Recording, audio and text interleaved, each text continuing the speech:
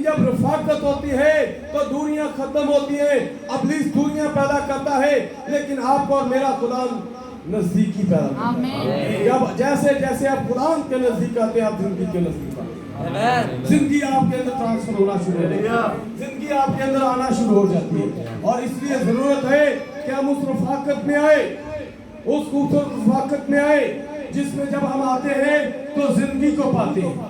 Hallelujah, hallelujah, hallelujah, hallelujah. कहते हैं ये हमें एक दूसरे के करीब ले आती है। जब हम एक दूसरे के साथ मिलते हैं, रफाकत करते हैं, तो बहुत सारी गलतियां, गलतफहमियां जो है वो दूर होती है और हम एक दूसरे के साथ मोहब्बत करने वाले होते हैं। और मोहब्बत क्या है? ये सातवीं मोहर। आमीन। ये आप और मेरा खुदा ने सुना, ये कोने के सिरे का पत्थर है। तो आप जो वो 7 रदे हैं, आप जो ईमान, नेकी, मार्फत, परहेजगारी, सब्र, दीनदारी और प्रार्थना उल्फत के वो जो 7 रदे हैं, इनको रूह कुदस जो है इस ज़माना का पैगाम जो है वो मोहब्बत से जोड़ता है। वो कोने के सिरे के साथ, कोने के सिरे के पत्थर के साथ जोड़ता है, और वो कोने के सिरे का पत्थर आपका और मेरा खुदा उस मोहब्बत के साथ जोड़ता है। और ये कब होगी मोहब्बत? कब आती है? जब रफाकत। अगर हम एक दूसरे के साथ रफाकत रखते हैं, एक दूसरे के साथ मेल मिलाप रखते हैं, तो फिर हमारे अंदर मसीह का रूह, हमारी रफाकत जो है किसने तोड़ी? इब्लीस ने तोड़ दी। हमारे बाप दादा को, हमारी माँ को, हमारे बाप को, आदम को खुदा से जुदा कर दिया। लेकिन फिर आप पर मेरा खुदा यीशु मसीह आ गया और उसने क्या किया? आज से 2000 साल पहले वो इसलिए आया कि खुदा और इंसान की क्या करे? सुलह करा दे। किनकी सुलह होनी है? जिनसे खुदा राजी है। और खुदा राजी किनसे है? जो शराब पीते हैं, जो सिगरेट पीते हैं, जो नशा करते हैं, जो गाली गलौज करते हैं, जो लड़ाई झगड़ा करते हैं, क्या खुदा उनसे राजी है? नो, खुदा उनसे राजी है जो खुदा की मर्जी को अपनी जिंदगी में, जिनसे खुदा राजी है उनसे सुलह। इसलिए ये सुलह आया है। आज से 2000 साल पहले आया सुलह के। फिर क्या हुआ? फिर पहली जो रफाकत है वो अदम के अंदर इब्लीस ने तोड़ दी। फिर आपके और मेरे खुदा यीशु मसीह ने आकर फिर सुलह करा दी। फिर वहां पर क्या हुआ? तंजीमें आ गई। इन्होंने फिर आकर क्या किया? फिर खुदा से दूरी पैदा कर दी, फिर खुदा से दूर कर दिया, फिर इस साथ को कलीसिया से अलग कर दिया, फिर इस साथ को कलीसिया से अलग कर दिया। लेकिन अब फिर वो पैगाम आया, इब्ने आदम वाली खिदमत आई और ये पैगाम लेकर आई। विलियम मरियम ब्रानम इब्ने आदम वाली खिदमत के साथ आया। खुदा और इंसान का एक होना। इब्ने आदम का मतलब खुदा और इंसान का एक होना। और इसमें आकर जब वो पैगाम आया तो पैगाम क्या कर रहा है? अब फिर वो बदन तैयार हो चुका है। अब फिर वो बदन तैयार हो चुका है और उस बदन के ऊपर सर आकर एक हो गया। हालेलुया, फिर वो एक हो गया है। ये रफाकत जो है ये क्या करती है? हमें एक दूसरे के करीब ले आती है।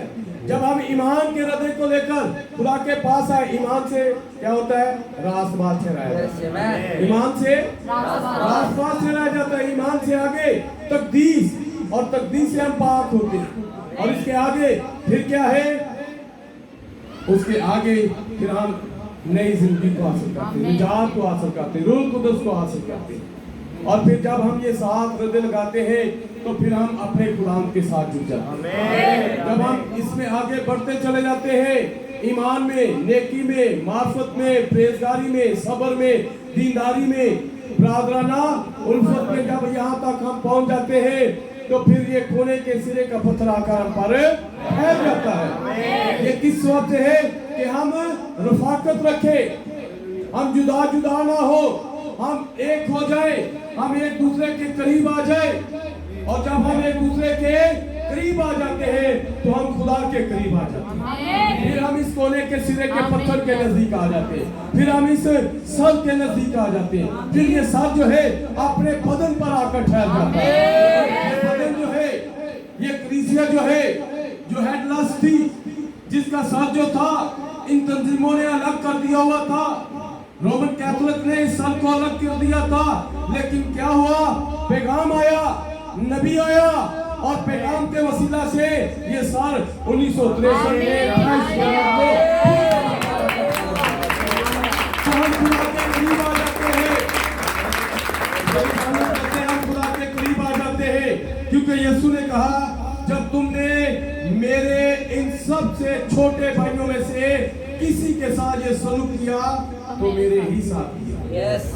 यीशु मसीह कहता है कि अगर आपने ये अक्रम के साथ किया है, एसल के साथ किया है, आपने ये इमानुएल के साथ किया है, एंथनी के साथ किया है, अमजद के साथ किया है, तो ये किसके साथ किया है? क्यों मेरे साथ किया? क्योंकि हम उसके बदन का हिस्सा, हम उसका बदन है। वो कहता है कि अगर तुमने इन छोटों में से किसी के साथ किया है तो ये मेरे साथ किया है, क्योंकि ये मेरा बदन है, मैं इनका सल हूँ। अगर तुमने इनमें से किसी के साथ किया तो मेरे साथ किया। ये ना सोचे कि आप अगर कर रहे हैं किसी के साथ तो ये आप अकरम के साथ कर रहे हैं, आप रफाकत के साथ कर रहे हैं, आप इरशाद के साथ कर रहे हैं, आप शमऊन के साथ कर रहे हैं, आप राजू के साथ कर रहे हैं, बल्कि आप किसके साथ कर रहे हैं? मसीह के दुल्हन के साथ कर रहे हैं। और जब मसीह की दुल्हन के साथ कर रहे हैं तो ये मसीह के साथ कर रहे हैं। आप लोग यीशु मसीह ने कहा, जब तुम ऐसा करते हो तो ये मेरे साथ करते हो। आज हमें इस रफाकत में आने की जरूरत है। आज हम जब रफाकत रखते हैं तो खुदा के साथ एक होते हैं। ये रफाकत जो है ये हमारी जिंदगी के अंदर बहुत जरूरी है। Hallelujah, hallelujah, hallelujah. यहाँ पर भाई ब्रानम एक बात करते हैं। भाई ब्रानम कहते हैं यहाँ कहीं मेरा छोटा लड़का मौजूद है। क्या नाम था भाई के छोटे बेटे का? जोसेफ। छोटे बेटे का नाम क्या है? जोसेफ। और बड़े बेटे का नाम क्या है? बिली। बड़े बेटे का नाम बिली है, छोटे का नाम जोसेफ है, बेटी का नाम सारा और रुबेका है। भाई ब्रानम कहते हैं यहाँ पर मेरी 2 बेटियां हैं, 2 बेटे हैं, मेरी बीवी है। अगर आप इनके साथ करते हैं तो वो मेरे साथ करते हैं। अब्दुल ब्रानम कहते हैं अगर आप कुछ मेरे साथ करना चाहते हैं तो मैं चाहता हूँ आप मेरे बच्चों के साथ करें। अगर आप कुछ मुझे देना चाहते हैं तो मैं चाहता हूं कि आप मेरे बच्चों को दे दे, आप मेरी बीवी को दे दे। तो ब्रदर ब्रानम ये कहने का मतलब क्या है?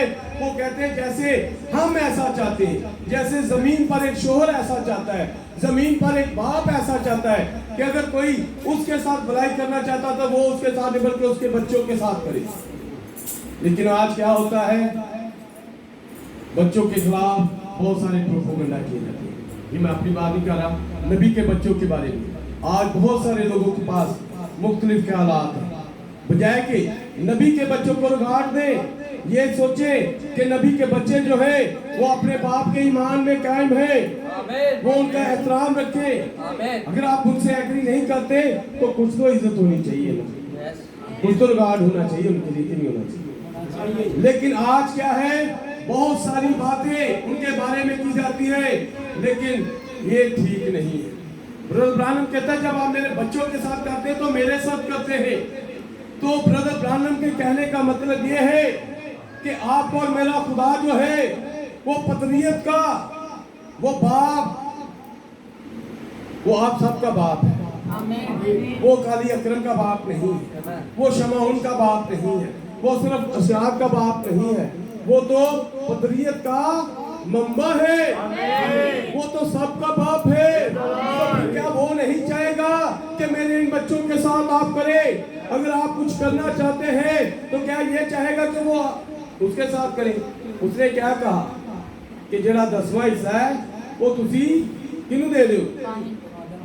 क्यों दे दो? क्योंकि वो उसका हिस्सा है, वो उसका बेटा है, वो उसका खादिम है। वो कहता है अगर आप कुछ मेरे साथ कर, खुदा कहता है कुछ मुझे देना चाहते हो तो मेरे इन छोटे बच्चों के साथ, मेरे इन छोटे भाइयों के साथ, मेरी इन बेटियों के साथ, आप इनके साथ कर।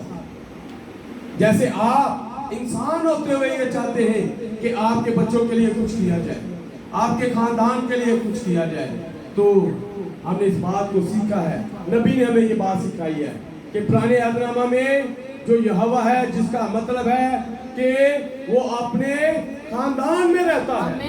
यहोवा का मतलब क्या है? अपने खानदान में रहने वाला। तो नए आदनामा में पौलुस ने आकर इस बात को और आसान कर दिया। उसने कहा आसमानी जो खानदान है, जमीनी खानदान जो है, हर एक खानदान यीशु मसीह के नाम से नामजद है।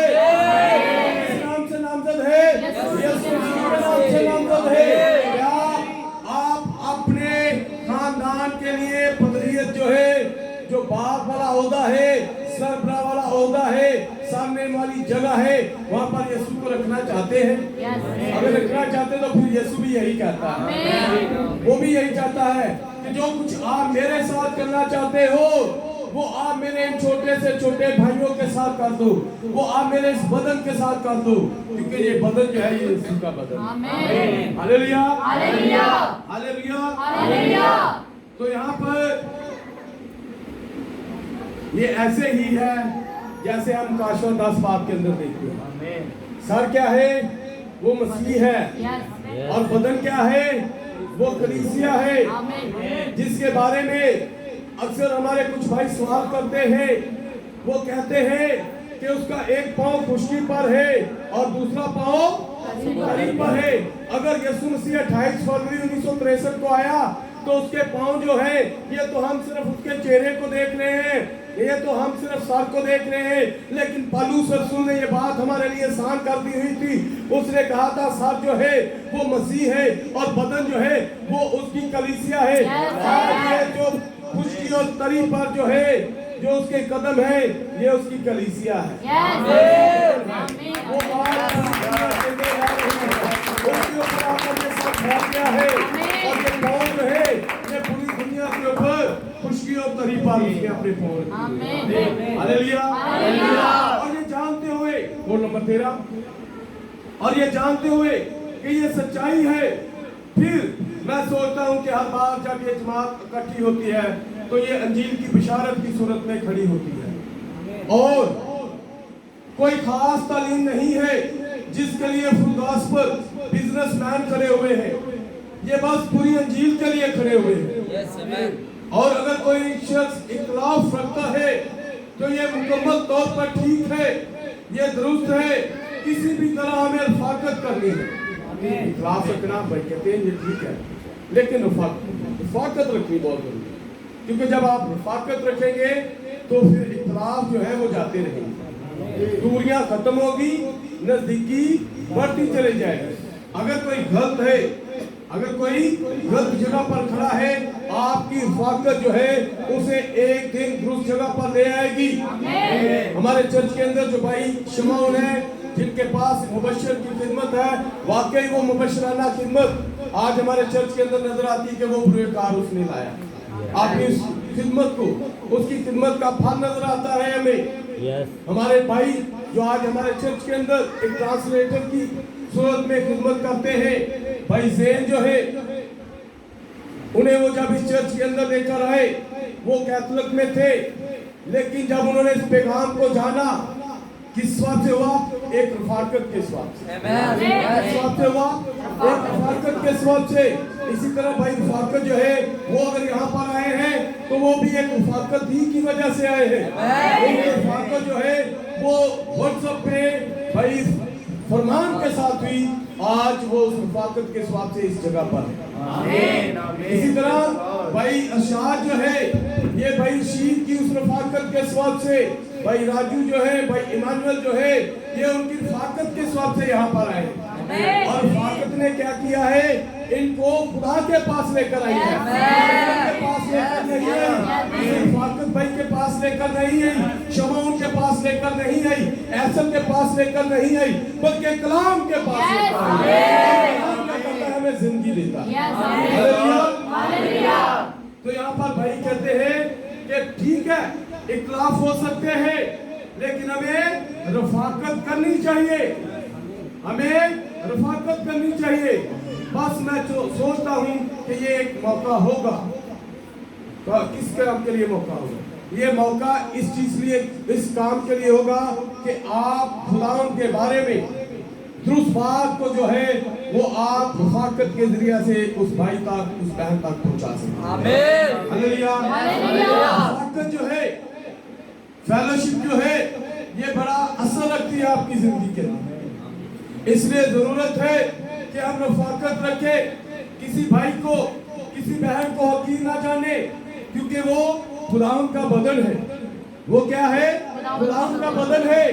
अगर आप उस बदन के हिस्सा को, जिसे इब्लीस ने अलग कर दिया हुआ था, अगर आपकी काविश से, आपकी कोशिश से, जब आप उस रोशनी को, जो इस जमाना के लिए पैगाम जो रोशनी है, उस रोशनी को ले जाकर उस बीज पर उंडेलते हैं, वो रोशनी उस बीज पर पड़ती है, तो रोशनी क्या लेकर आती है? जिंदगी लेकर आती है। फिर वो बीज जो तरीकी में था, वो जो मिट्टी के नीचे था, फिर उस बीज के अंदर जिंदगी आ जाती है। फिर उस बीज के अंदर और जिंदगी फिर उस बीज में से बाहर निकलना शुरू होती है, और फिर वो बीज जो है, वो जिंदगी जो है, एक दिन फल की सूरत में नजर आती है। Hallelujah, hallelujah. तो ब्रदर ब्रानम कहते हैं कि अगर मैं यहाँ इस शहर में रहता होता, तो मुझे यकीन है जब ये जमात इकट्ठी होती, तो किसी भी तरह, किसी मुमकिन तरीका से मैं वहां होता और हर एक को वहां लाता जिन्हें मैं वहां ला सकता। आज खुदा का बंदा ब्रदर ब्रानम हमारे लिए ये पैगाम को छोड़ रहा है। वो कह रहा है कि अगर मैं योमा में होता, इस शहर के अंदर ये बिजनेसमैन जो बातें करवाते हैं, तो मैं क्या करता? लोगों को इस इबादत के अंदर लेकर आता। आप में से कितने लोग हैं जो ये अपने अंदर बोझ रखते हैं? क्योंकि क्या हुआ, फिलिप्पस ने जब पैगाम को सुन लिया, तो वो नतनिएल को यीशु के पास ले आया। इलियास ने जब पैगाम को सुन लिया कि यूहन्ना ने कह दिया, देखो ये खुदा का बड़ा है जो सारे जहां का गुनाह उठा ले जाता है, तो इलियास ये सुनने के बाद वो क्या करता है?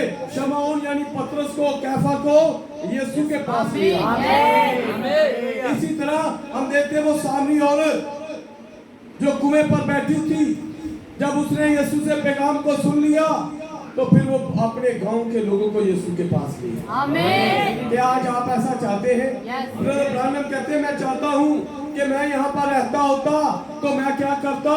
मैं बहुत सारे लोगों को, क्योंकि यहाँ पर इबादतें होती है, मैं बहुत सारे लोगों को इस इबादत के अंदर लेकर आता, ताकि वो जब खुदा के पास आते, उनकी जिंदगी के अंदर जो खामियां है, जो कमजोरियां है, जो दाग है, जो धब्बे हैं, वो यीशु के पास आने के स्वाद से वो दाग धब्बे चले जाते। क्योंकि आपका और मेरा खुदा यीशु से वो एक अच्छा ब्यूटिशियन है। वो सारे दाग धब्बों को दूर करने की कुदरत रखता है, वो हर तरह की झुर्री को खत्म करने की कुदरत रखता है। इसलिए जरूरत है कि यीशु के पास आए, और यीशु के पास कोई लाने वाला होता है, और वो क्या है? रफाकत की जरूरत। आपको रफाकत कर रखनी पड़ेगी। आपको किसी ना किसी को यीशु के पास लाना पड़ेगा, ताकि आप क्या करें? अगर कोई भाई यीशु से दूर रह रहा है, तो वो मौत के अंदर, लेकिन जब वो आप उसके साथ रफाकत करके उसे यीशु के पास ले आते हैं, तो वो जिंदगी पाते हैं। Hallelujah, hallelujah, hallelujah, hallelujah. तो यहाँ पर हम देखते हैं जब ये जमात इकट्ठी होती, तो किसी भी तरह, किसी मुमकिन तरीका से मैं वहां होता और हर एक को वहां लाता जिन्हें मैं वहां ला सकता। ये दुरुस्त है, क्योंकि ये वो चीज है जो हमें एक साथ मजबूत करती है। रफाकत क्या करती है? हमें मजबूत करती है। ये ऐसे ही है, अगर आप दीवार में देखें, तो जब ईंटें जो है एक दूसरे के साथ जुड़ी होंगी, तो फिर वो दीवार मजबूत होगी। अगर उस दीवार में से आप बीच बीच में से ईंटों को निकाल दें, तो वो दीवार कमजोर हो जाएगी, वो दीवार जो है वो कमजोर हो जाएगी।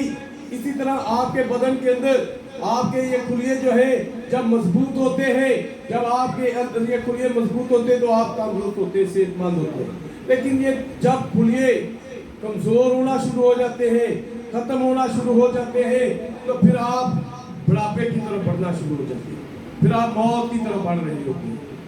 लेकिन इसी तरह अगर ये रफाकत जिंदगी के साथ हो, हमें से किसी ने देखा होगा दरख्तों को क्या की जाता है? फ्योंकारी की जाती है। फ्योंकारी क्या है? वो एक किस्म की रफाकत है। कितने लोग जानते हैं फ्योंकारी के बारे में? दरख्त को क्या किया जाता है, उसके छिलके को काटा जाता है, उसके तने को थोड़ा सा पास लगाया जाता है, और कोई और टहनी जो है, जो भी आप चाहते हैं उसके क्या करते हैं, उस जो काट लगाया जाता है उसमें रखते हैं, और उसके साथ कुछ थोड़ी सी मिट्टी या गोबर या खाद जो कुछ भी रख के उसको क्या किया जाता है, धागे के साथ या किसी और चीज के साथ, प्लास्टिक के साथ, किसी इस तरह से कपड़े के साथ से बांध दिया जाता है। और जब बांध दिया जाता है तो फिर क्या होता है, वो जिंदगी जो दरख्त के अंदर होती है, और अब ये जो आपने टहनी उसमें लगाई है, क्या होता है, वो टहनी जो है उसमें से जिंदगी लेना शुरू कर देती है। किस वक्त से? उसके साथ जुड़ने के वक्त से, रफाकत के वक्त से। और हम भी जब रफाकत रखते हैं तो फिर हम भी क्या करते हैं, जब हम जिंदगी के मंबा के साथ रफाकत रखते हैं, जब हम कलाम के साथ रफाकत रखते हैं, तो वो जिंदगी जिसके बारे में यशाया कहता है, घास सूख जाता है, फूल मुरझा जाता है, लेकिन तेरा कलाम बरकरार रहता है। अगर हम अपने आप को कलाम यीशु में पवित्र कर लेते हैं, हम उसमें प्योंद हो जाते हैं, तो फिर क्या होता है, वो जिंदगी जो आपके और मेरे खुदावंद में है वो हमारे अंदर आना चाहिए। Hallelujah, hallelujah. तो ये जिंदगी जो है, ये रफाकत जो है, ये रफाकत हमें मजबूत करती है, ये रफाकत हमें मजबूत करती है। मैं क्यूसान में रहता हूँ और सारा वक्त मैं मुसलसल उस जमात में मुनादी कर रहा हूँ, फिनिक्स में। और जब मैं एरिज़ोना में आया तो मैं फिनिक्स में आ जाता हूँ, और हर मर्तबा जब भी मुझे कहीं जाने का मौका मिलता है तो मैं फिनिक्स में आ जाता हूँ, क्योंकि और कोशिश करता हूँ कोई मेरे साथ आए, किसी को दावत देता हूँ, दूसरे खादमों को देता हूँ। ब्रदर ब्रानम कहते हैं कि जब मैं यहाँ पर आता हूँ तो मैं लोगों को दावत देता हूँ, किसी ना किसी से रफाकत रखता हूँ, किसी ना किसी के साथ मेल मिलाप करता हूँ। किस लिए? ताकि वो जिंदगी पाए। आपका मेरा खुदा जिंदगी देने के लिए आया था, इसलिए वो क्या कर रहा है, वो ज़कई से रफाकत कर रहा है, वो ज़कई के साथ मिल रहा है, ताकि ज़कई जो मौत के अंदर है वो जिंदगी पाले।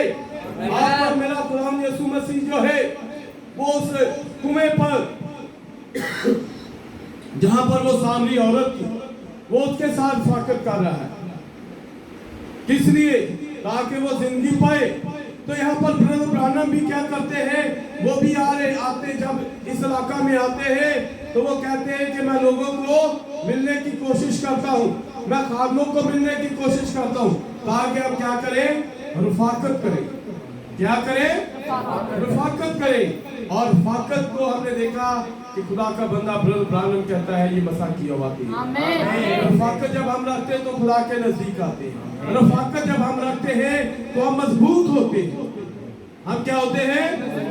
और जब खुदा के साथ रफाकत रखते हैं तो हम जिंदगी पाते हैं।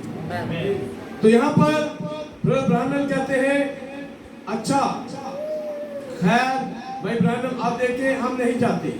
मैं कहता हूँ कोई परवाह नहीं, आप क्या है, आए मेरे साथ चले, मेरे साथ एक दोस्त होते हुए चले। क्योंकि भाई ब्रानम को बहुत सारे लोग समझते थे कि ये हमारे अकीदों के खिलाफ है, हमारी रस्मों के खिलाफ है। और ब्रदर ब्रानम इस बात की कभी उन्होंने कोई परवाह नहीं की कि लोग मुझे क्या कहते हैं।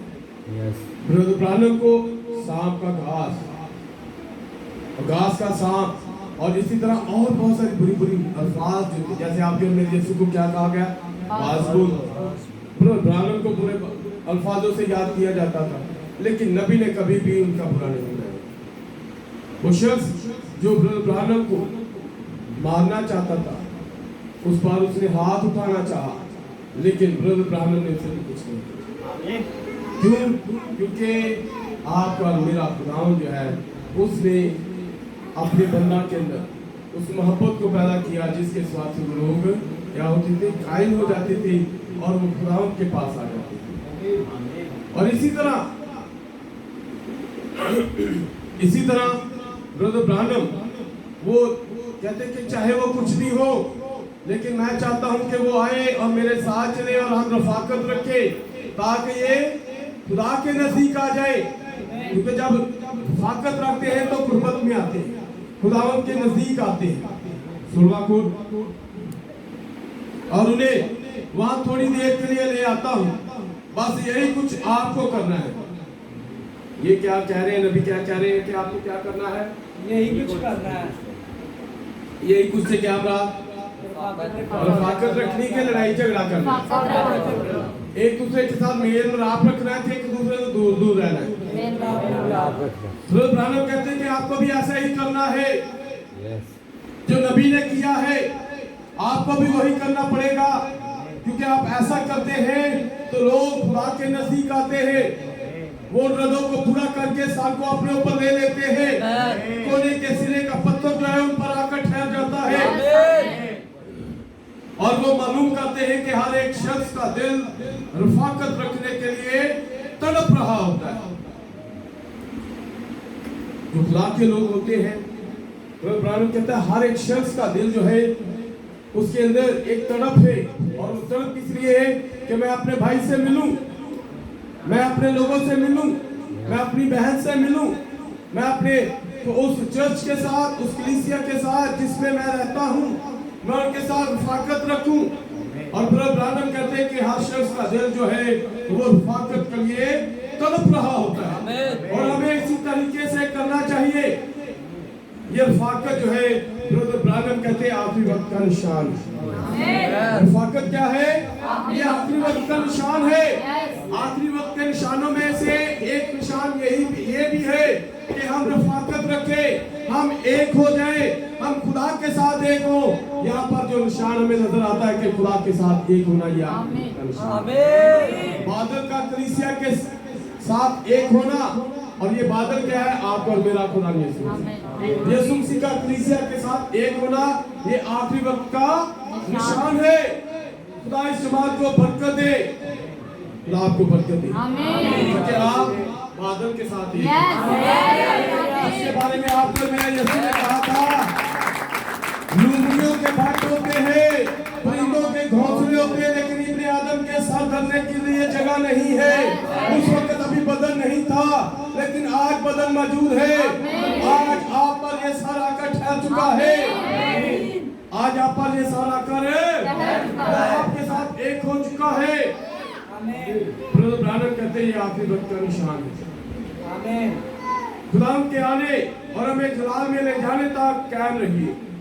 इब्राहिम कहते हैं ये मेरी दुआ है कि कहीं ऐसा ना हो कि आप इसमें से स्लिप हो जाए, आप फिसल जाए, आप कहीं निकल जाए, क्योंकि बहुत सारे लोग आते हैं, इस सर के नीचे आते हैं, लेकिन फिर निकलने की कोशिश करते हैं, फिर जो खमीर को लेकर आते हैं वापस चले जाते हैं।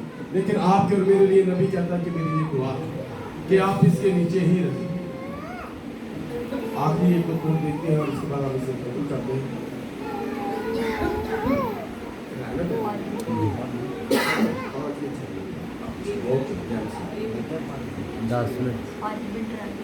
10 मिनट है।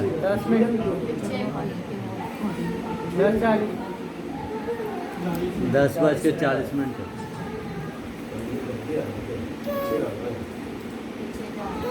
Hallelujah, hallelujah. हम आगे बढ़ते हैं, एक और कोड देखते हैं अपने लिए, और ये कोड जो है मैं चाहता हूं कि हम कोड 25 की तरफ बढ़ते हैं। अब हमारे साथ उस खाक की तरफ झुके हुए हैं जिससे खुदा ने हमें लिया, जिससे खुदा ने हमें लिया, और अगर यीशु ठहरा रहा तो किसी दिन हमें वापस उसी तरीका से जाना है। जैसे ही मैं यहाँ पहुंचा, मुझे मशरक से एक पैगाम मसूल हुआ कि एक खातून जिसे मैं जानता था, ये प्यारी बहन थी जिसका नाम एडथ राइट था, इस दोपहर 3 बजे कूच कर गई। यानी कहा कि खुदा के साथ मुलाकात करे, हमें वापस जाना पड़ेगा। अगर यहाँ कोई है जो ये चाहता है कि उसे दुआ में याद रखा जाए, तो फिर आप खुदा के सामने अपने हाथ उठाए, खुदा आपको बरकत दे। आमीन। और आज मेरे भाइयों, मेरी बहनों, इससे पहले कि हम आगे बढ़े, मैं चाहता हूँ कि हम आज इसे यहाँ पर छोड़ते हैं और खुदा ने चाहा तो फिर हम यहाँ से ही आगे शुरू करेंगे। और आज हमने रफाकत के तल्लुक से सीखा है। ब्रदर ब्रानम ने इस मैसेज के अंदर खुदा का शनाख्तशुदा शाहकार जो है, इसके अंदर आज हमें जो रफाकत के बारे में बताया है, हमें रफाकत रखने की जरूरत है। हमें खुदा के साथ एक होने की जरूरत है। और जब हम खुदा के साथ एक होते हैं, मजबूत होते हैं, खुदा की नजदीकी में आते हैं, जिंदगी को पाते हैं, वो जिंदगी जो आपके और मेरे खुदा यीशु मसीह के अंदर है। अब मेरे भाई और मेरी बहनों, आपका और मेरा खुदा लाने वाला है, आपको और मुझे लेने के लिए आया है। अगर आप जाना चाहते हैं तो फिर आज से आप कलाम पर अमल करना शुरू करें। खुदा के बंदा ने, विलियम एलन ब्रानम ने ये बात बताई है कि रफाकत जो है ये इस वक्त का निशान है। एक होना इस वक्त का निशान है। जिस तरह ये WCC जो है, वर्ल्ड चर्च काउंसिल एक हो रहा है, वो मुत्तहिद हो रहे हैं, ये आखिरी वक्त का निशान है। इसी तरह मसीह की दुल्हन भी एक हो रही है। मसीह की दुल्हन भी एक हो रही। वो जो जगह पर जगह लोग थे, आज वो इस पैगाम के वसीला से, रफाकत के जरिया से एक हो रहे हैं।